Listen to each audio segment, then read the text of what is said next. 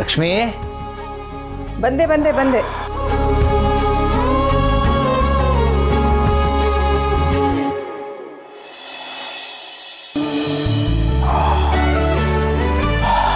ಏನ್ರಿ, ಕೆಲಸ ಏನಾದ್ರು ಸಿಕ್ತಾ? ಸಿಕ್ತು ಲಕ್ಷ್ಮಿ. ಏನ್ ಕೆಲಸ? ಅದು ಒಂದು ಮಾಲಲ್ಲಿ ಅಂಗಡಿನಲ್ಲಿ ಸ್ಟಾಕ್ ಏನು ಬಂತು ಅಂತ ಬರ್ಕೊಳ್ಳೋದು, ಎಷ್ಟು ಮಾರಾಟ ಆಯಿತು ಅಂತಲೂ ಬರ್ಕೊಳ್ಳೋದು, ಅಷ್ಟೇ. ತುಂಬ ಸಿಂಪಲ್ಲು. ಸದ್ಯ ಕೂತ್ಕೊಂಡು ಮಾಡೋಂಥ ಕೆಲಸ ಸಿಕ್ತಲ್ಲ, ನಂಗೆ ಸಮಾಧಾನ ಆಯ್ತು. ಹೌದು ಲಕ್ಷ್ಮಿ, ಆರಾಮಾಗಿದೆ ಕೂತ್ಕೊಂಡು ಮಾಡೋ ಕೆಲಸ. ನೀನು ಅದನ್ನೇ ತಾನೇ ಹೇಳಿದ್ದು. ಏನ್ರಿ, ನನ್ನ ಹತ್ರ ಸುಳ್ಳು ಹೇಳ್ತಿಲ್ಲ ತಾನೇ? ನಿನಗೆ ಸುಳ್ಳು ಹೇಳ್ತೀನಾ ಲಕ್ಷ್ಮಿ? ಇರು, ನಿನಗೆ ಯಾಕೆ ಚೆನ್ನಪ್ಪಂಗೆ ಫೋನ್ ಮಾಡಿಕೊಡ್ತೀನಿ, ಅವನ ಜೊತೆ ಮಾತಾಡಿ. ಅಯ್ಯೋ ಬೇಡ ಬೇಡ, ಅದೆಲ್ಲ ಏನು ಬೇಡ. ನಂಬಿಕೆ ಇದೆ ನಿಮ್ಮ ಮೇಲೆ. ನಡೀರಿ, ಊಟ ಮಾಡೋಣ. ನೀನಿನ್ನೂ ಊಟ ಮಾಡಿಲ್ವಾ? ಏನು ಲಕ್ಷ್ಮಿ ಇದು? ನಿಮ್ಮನ್ನು ಬಿಟ್ಟು ನಾನು ಯಾವತ್ತಾದ್ರೂ ಊಟ ಮಾಡಿದ್ದೀನಾ? ಎಷ್ಟು ಸಲ ಹೇಳಿದ್ದೀನಿ, ನಾವು ಹೊರಗಡೆ ಹೋದವ್ರು ಎಷ್ಟು ಗಂಟೆಗೆ ಬರ್ತೀವಿ ಅಂತ ನಮಗೇ ಗೊತ್ತಿರಲ್ಲ. ನೀನು ಹಿಂಗೆ ಸಮಯಕ್ಕೆ ಸರಿಯಾಗಿ ಊಟ ಮಾಡದೆ ಆರೋಗ್ಯ ಹಾಳು ಮಾಡಿಕೊಂಡ್ರೆ ನೋಡೋರು ಯಾರು? ನನಗೆ ಏನೂ ಆಗಲ್ಲ. ಮೊದಲಿಂದ ನಾನು ನಿಮ್ಮ ಜೊತೆಗೆ ಊಟ ಮಾಡೋ ಅಭ್ಯಾಸ. ಒಬ್ಬಳೇ ಕುತ್ಕೊಂಡು ಊಟ ಮಾಡೋಕ್ಕೆ ಬೇಜಾರು.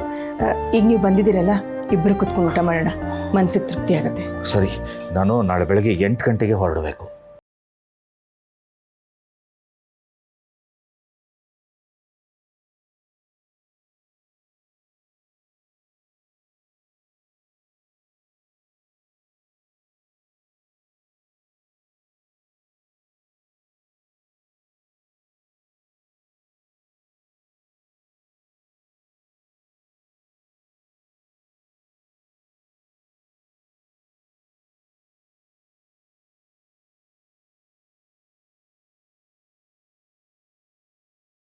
ನಿಮ್ಗೆ ಇಷ್ಟೊಂದು ಕಷ್ಟ ಆಗ್ತಾ ಇರಲಿಲ್ಲ, ಸಹಾಯ ಆಗ್ತಿತ್ತೋ ಏನೋ. ಈಗ ಕೆಲಸ ಹುಡ್ಕೋಣ ಅಂದರೆ ನನಗೆ ಯಾರೂ ಕೆಲಸ ಕೊಡಲ್ಲ, ವಯಸ್ಸಾಯಿತು ಅಂತಾರೆ. ಇದೊಂದು ವಿಚಾರದಲ್ಲಿ ನಾನು ತಪ್ಪು ಮಾಡಿಬಿಟ್ಟೆ ಅನ್ಸುತ್ತೆ. ಲಕ್ಷ್ಮಿ, ನೀನೇನೂ ತಪ್ಪು ಮಾಡಿಲ್ಲ, ಎಲ್ಲ ಸರಿಯಾಗೇ ಮಾಡಿದ್ಯಾ.